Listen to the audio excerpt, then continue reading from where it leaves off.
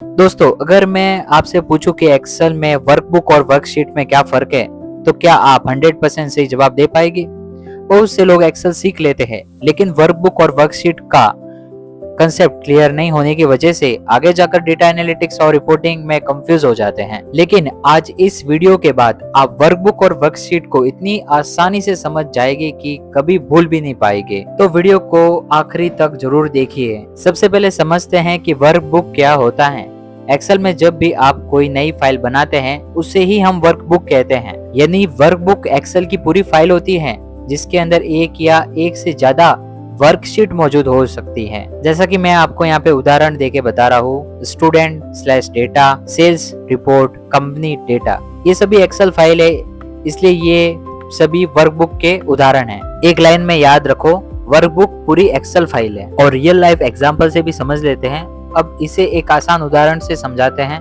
मान लो आपके पास एक स्कूल रजिस्टर है। पूरा रजिस्टर क्या है आपके पास में? वो है वर्कबुक। और उस रजिस्टर के अंदर जो अलग अलग पेजेस है वो क्या है? वो आपके वर्कशीट्स हैं। यानी वर्कबुक पूरी बुक है, वर्कशीट बुक का एक पेज है। अब बात करते हैं वर्कशीट की।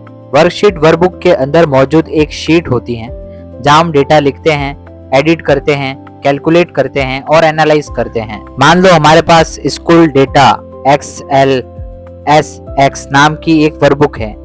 उसके अंदर स्टूडेंट की शीट हो सकती है, टीचर की शीट्स हो सकती है और फीस की शीट हो सकती है। यहाँ स्कूल डेटा जो है वो वर्कबुक है और स्टूडेंट, टीचर, फीस अलग अलग वर्कशीट हैं। अब देखते हैं कि कंपनियां वर्कबुक और वर्कशीट का इस्तेमाल कैसे करती हैं। मान लो कंपनी स्लैश डेटा नाम का एक वर्कबुक है।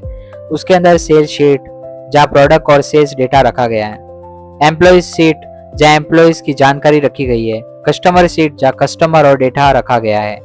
यहाँ पूरी कंपनी स्लैश डेटा वर्कबुक है, जबकि सेल्स, एम्प्लॉयज, कस्टमर अलग अलग वर्कशीट हैं। अब सवाल आता है कि डेटा एनालिटिक्स में वर्कबुक की जरूरत क्यों पड़ती है?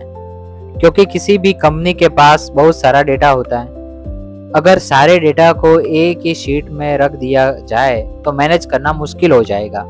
इसलिए अलग अलग डेटा को अलग अलग वर्कशीट में रखा जाता है, जैसे orders, customer, product, return, payment. इससे डेटा ऑर्गेनाइज रहता है, आसानी से सर्च होता है और एनालाइज करना भी आसान हो जाता है। तो मैं आपको पूरा बताता हूँ कि कैसे क्रिएट होती है, क्या वर्कशीट होती है और कैसे दिखती है।